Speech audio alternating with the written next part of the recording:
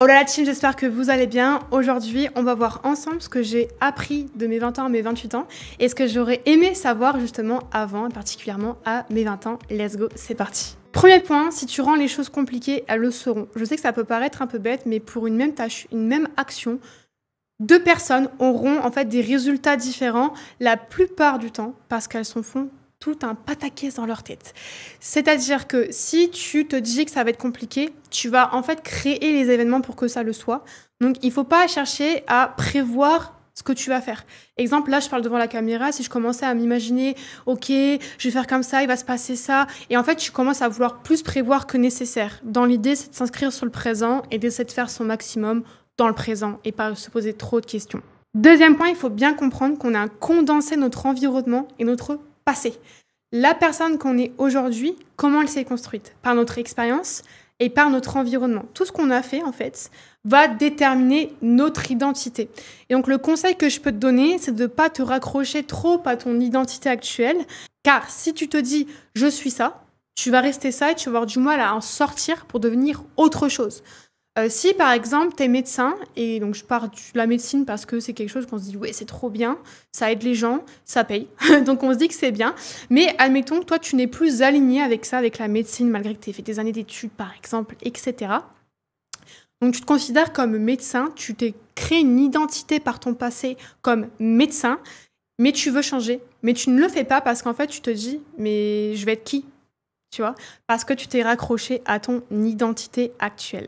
Je le rappelle, tu es constitué de ton passé et ton environnement. Donc, plus tu cherches à pas t'encadrer dans quelque chose et plus tu vas pouvoir évoluer. Par exemple, c'est un environnement qui est un peu pauvre, qui a une relation avec l'argent qui est un peu difficile. Tu vas forcément avoir plus de probabilité d'être cette personne qui a aussi des difficultés avec l'argent ou à gagner de l'argent, par exemple. Mais ça fonctionne avec beaucoup de choses finalement. C'est pour ça que souvent, on remarque quelque chose qui malheureusement se reproduit, c'est qu'on va reproduire les schémas de nos parents. Je vais te dire, par exemple, un homme qui a tapé son fils commence à être violent avec sa femme. Et on va l'excuser parce que son père a fait ça. La seule manière d'éviter ça, c'est de ne pas s'identifier à ce qui s'est passé dans le passé. Troisième point, s'il y a un doute, il n'y a pas de doute. Si tu es en train de douter, c'est déjà qu'il y a un problème, sinon tu ne le ferais pas. Donc dans l'idée, c'est d'écouter le plus possible son instinct, mais il faut apprendre aussi à développer son instinct. Savoir si ce qu'on écoute, c'est ce qu'on a entendu des autres, de notre environnement, ou si c'est réellement quelque chose qu'on perçoit en nous. Exemple, je faisais des vidéos sur Instagram et ma manière de faire les vidéos ne me plaisait plus. Et donc je me vois maintenant faire des vidéos sur YouTube. Ça pourrait être quelque chose que je me dis et que je n'écoute pas, mais ça pourrait être aussi me fermer des opportunités, des choses qui me plaisent tout simplement. Donc s'il y a un doute, il n'y a pas de doute et ça fonctionne aussi très bien pour les entrepreneurs par exemple. Si vous travaillez avec quelqu'un et ça ne vous convient pas, vous avez un doute sur le fait que ça ne convient pas, ben, si vous vous posez déjà la question, c'est qu'il n'y a pas de question à se poser. Quatrième point, assez complexe à expliquer, pourtant c'est pour moi le plus important, j'aurais même pu le mettre en premier. Si j'écoute mon mental et mes émotions, je ne suis pas réellement en train de vivre dans la réalité. Je m'exprime sur ce point. Simplement, si tu écoutes trop tes émotions ou tes pensées, tu peux franchement te tromper. Parce que tes pensées et tes émotions, elles se sont basées en général sur ce que tu as vécu dans le passé. Donc, si dans le passé, tu avais une mauvaise expérience, par exemple à l'école ou quand tu faisais tes devoirs à la maison, eh bien maintenant, quand tu dois apprendre, tu as des difficultés à le faire. Donc, tu peux avoir des mauvaises pensées ou te sentir mal avant de te mettre à la tâche d'apprendre, par exemple. Ça peut vraiment te limiter et t'embêter. Okay, donc, c'est important de remettre quand même en question son mental, ses pensées et ses émotions. Son instinct, c'est important, mais est-ce que tu t'écoutes ou est-ce que tu te comprends? Si je me comprends, je me dis « Ok, il vaut mieux que je fasse A que B ». Si je m'écoute trop, je vais avoir la flemme et je vais rien faire ou je vais rester en fait sur mes échecs passés par exemple. Si tu ne crois pas que tu as le droit de recevoir de l'argent, tu peux travailler autant que tu veux, tu n'en recevras pas ou peu. Je m'explique simplement. Si tu as une croyance que tu n'as pas le droit de recevoir un certain montant d'argent, tu vas automatiquement te limiter dans ton processus. Si, par exemple, ton environnement, il est pauvre, alors il n'est pas toujours pauvre réellement en argent, mais il peut avoir un aspect, une réflexion de pauvre par rapport à l'argent. Ah, c'est difficile aujourd'hui, j'ai pas d'argent alors que le mec, il fait 10K par mois. Admettons, ça peut exister, on sait jamais.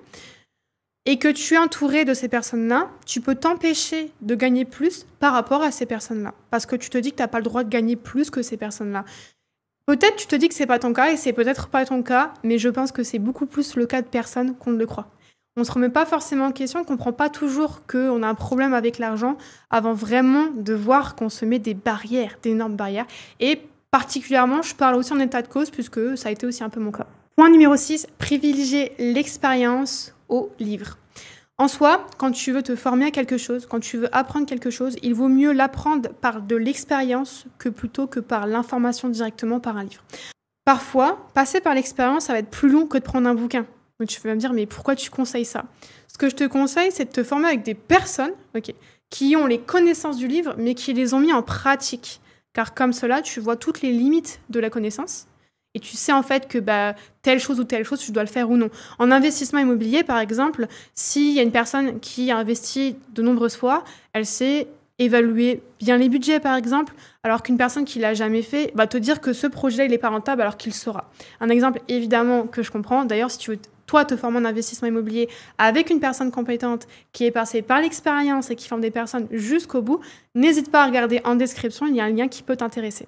Dernier point, j'en avais prévu beaucoup plus, mais je pense que je vais m'arrêter là parce que c'est largement suffisant, mais c'est aussi un conseil très important qu'on a dû te répéter encore et encore. On est les 5 personnes qui nous entourent. On le sous-estime, on l'entend, on le sait, mais on ne le comprend pas.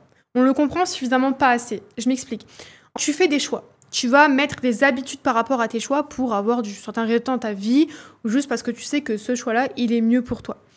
Sauf que si tu t'entoures de personnes qui, eux, n'ont pas ces habitudes, au bout d'un certain temps, au bout d'un certain moment, tu vas commencer à avoir leurs habitudes. Alors, ça peut être qu'un petit peu, mais cumulé, on connaît les intérêts cumulés, on connaît, on sait, et c'est scientifiquement prouvé, en fait, que 1% par jour à la fin de l'année, ça fait 3600%. Okay, le cumul fait que c'est comme les intérêts composés. Donc, si chaque jour, tu es à côté de personnes qui ont un mauvais mindset ou qui n'ont pas envie de faire certaines choses que toi, tu as envie de mettre en place, donc qui te demandent déjà de l'énergie qu'eux ne veulent pas, ils vont forcément te limiter. Sauf que être limité de temps en temps, ça va, mais être limité tous les jours, ça va être très problématique pour toi. Entre autres aussi, ce qui risque de se passer, c'est qu'elles peuvent te transmettre leurs peurs et leurs croyances. Donc, si tu as un objectif et un rêve que tu partages à ces personnes qui ne sont pas alignées sur cette vision avec toi, elles risquent de te partager, elles, leurs limites, qui, au fur et à mesure du temps, va s'intégrer dans ta tête. Parce que tous les jours, une fois de temps en temps, tu peux y faire face, mais tous les jours, ça devient de plus en plus compliqué. Et même si tu arrives à y faire face, tu prends de l'énergie pour ça, alors que tu pourrais le placer ailleurs. Donc faites bien attention avec qui vous traînez, avec qui vous entoure, et surtout, qu'est-ce que tu veux faire aussi dans ta vie. Si tu t'entoures d'une personne qui a le résultat que tu veux obtenir, ce sera beaucoup plus facile que si tu as le mec qui veut pas du tout avoir ce résultat, et qui fera aussi peut-être tout pour que tu ne l'aies pas. Ok, je pense que j'ai fait le tour des points que je voulais évoquer. J'en ai encore énormément d'autres, donc si jamais tu veux que je fasse une partie 2 ou une partie 3, n'hésite pas à me le mettre en commentaire.